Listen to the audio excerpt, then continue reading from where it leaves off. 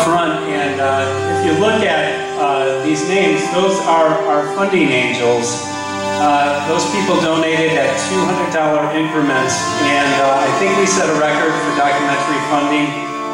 We hit our initial goal in about a day and a half, ended up going over 3 times over, spent every penny, and as a result, produced this film that's literally woken up millions of people around the world, and also has created a worldwide movement. So we're very thankful for the support and everybody who's gotten involved.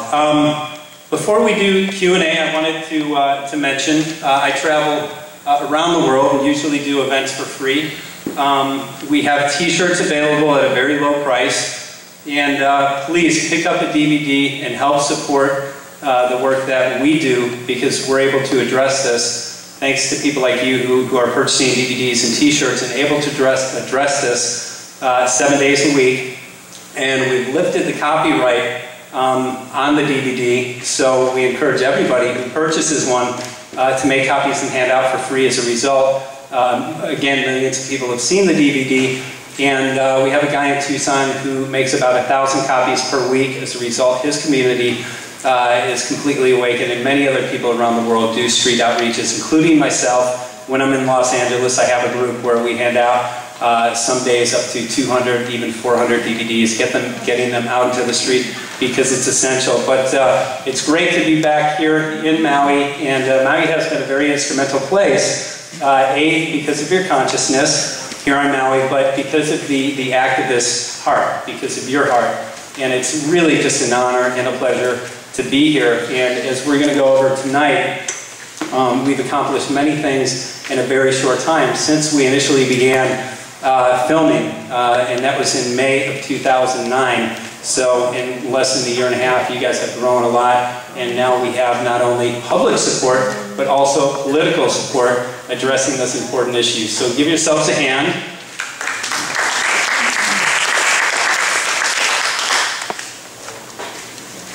And before we do Q&A, I just want to say this film is not a fear-based film. It never was meant to be a fear-based film. Some of the things that we see can be kind of frightening. However, it's a faith-based film.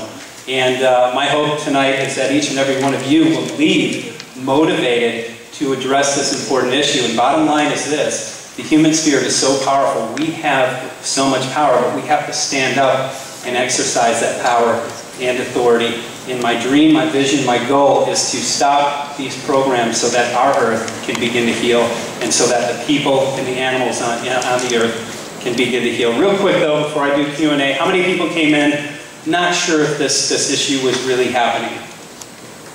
And it's okay, because I was one of those people at one time. So everybody kind of was aware of that. Is there anyone that does not believe that these programs are happening?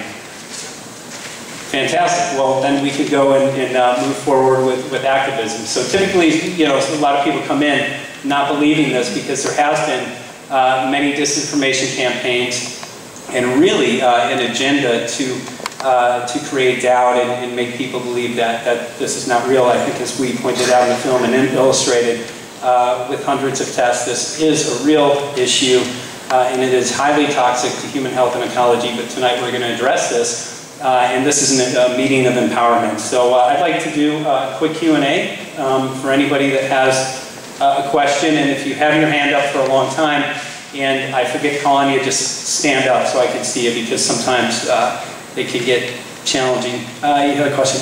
Sure. What is the state of the research?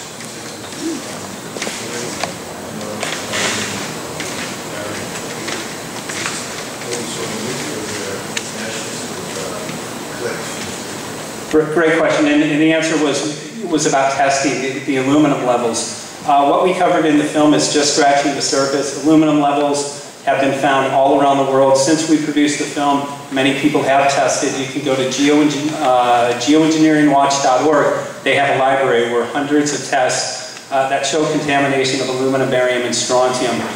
Interesting, these numbers continue to increase, and they have increased as high as 50,000 percentage points just in a couple of years. So they continue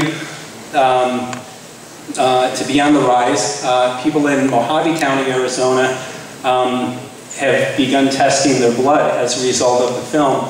I believe it was 30 people that got tested, 26 of them had had elevated levels of barium, some that was considered to be 1,000 times over the level considered to be normal.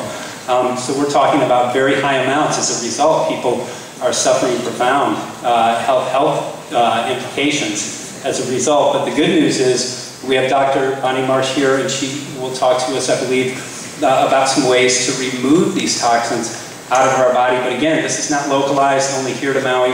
Dr. Peng had obtained over 30 tests on Maui that showed contamination of what is called the ChemTrail geoengineering footprint of aluminum, barium, and strontium.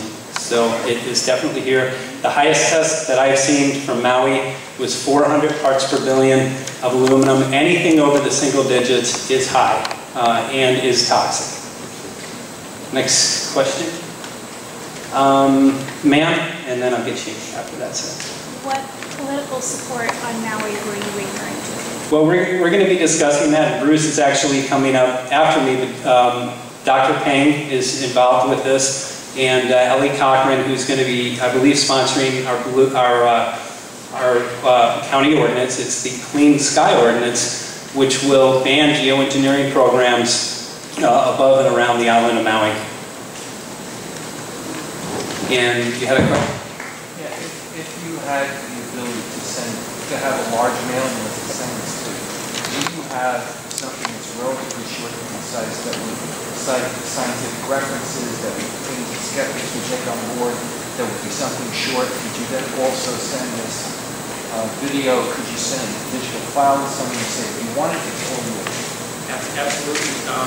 For some reason I got cut off, and can everybody hear me? I don't need that. We do, and the film is available on YouTube, which isn't great for sales, but we had to get the word out. This issue is so important, and you cannot put money before it. As a result, millions of people have seen it. It's been uploaded thousands on thousands of different websites. So there is information available, but also we're forming Maui Skywatch and putting content in there. So yes, Bruce, this is red. Yeah, the battery. You've got a 9-volt battery on him? I left mine at home. Normally I carry it. I think you had your hand up.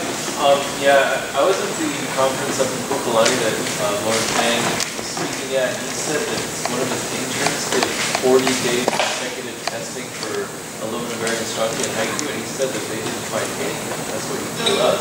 That's absolutely incorrect. I've spoken with Dr. Peng. I've actually seen the tests, so 30 of them did reveal contamination. Before I heard him say that there weren't any. What he was saying, what Lauren Pang was saying was he was trying to correlate spray days to when we had high levels in the rain. And he couldn't find a correlation between when we said they were spraying and the rest. It was inconclusive because it takes a couple of days for it to come down on us. We didn't have enough rain samples to really see that correlation. So yeah, I've heard him say that there wasn't a correlation, but there are so many different variables in terms of when they spray. Was that in haiku? Yes. Yeah. We did though, however, we did have a very heavy spray day after it was unearthing. And that night, Deborah Mack, who I'm staying with, she's been a blessing, so I want to publicly thank her right now. I don't think she's here. But she collected rain, and then she tested the pH. We got 2 tests. One was 100 times the normal alkalinity of the rain. Then we tested rain a little bit later in the day, and that rain came back normal at about 5.6, which is the normal pH of rain. Definitely contamination in there. Aluminum, barium, strontium, as stated in the film, will increase the pH of our rain, which is devastating to our ecosystem, our plant life, and our ability to grow natural organic foods here. Yes, I have a question. All the aluminum recycling programs going around in the world, are they taking that aluminum and using it on us? You know, I was thinking that when I went to the recycling place the other day, I said this would be a very effective thing. We saw back in the 70s and 80s, an increase within these programs. So, you know, and again, this is only speculation, but it is plausible that some of these programs were actually helping to support, thinking that we're doing wonderful things. But again, this is speculation. I've seen no data on it, but it makes sense to me. And But you could read about the aluminum mining and how it should have been shut down pretty much by now because aluminum is 100% recyclable, but it isn't, and they need the money. And so they are still producing aluminum. yes, Alcoa is an aluminum company. Their stock went up several percentage points in the past decade. So certainly plausible. I think you had a question, then I'll get to you back there. And if anyone's had their hand up for a real long time, just stand up. Yes. I just wanted to share, I flew in here last Wednesday, and the pilot announced at 16,000 feet, we're 125 miles away, and I see the big puffy white clouds below us, and all the chemtrails way above. So it's really hard to get the perspective sometimes when you're on the ground, and you're looking through both, but when you're in between them, it's really obvious. And this is 125 miles away from Maui. The sky is loaded with chemtrails. Right, absolutely. And what shocks me, every time I fly into Maui, the sky is a deep, dark blue. It's not until we get about 100, 120 miles out of Hawaii that we begin to see the trails. Actually, in the film, when we're on the airplane, you can see the trails. We're flying next to a whole bunch of trails on the airplane. So we film that coming out here. And that was, again, about 120 miles out. Somebody back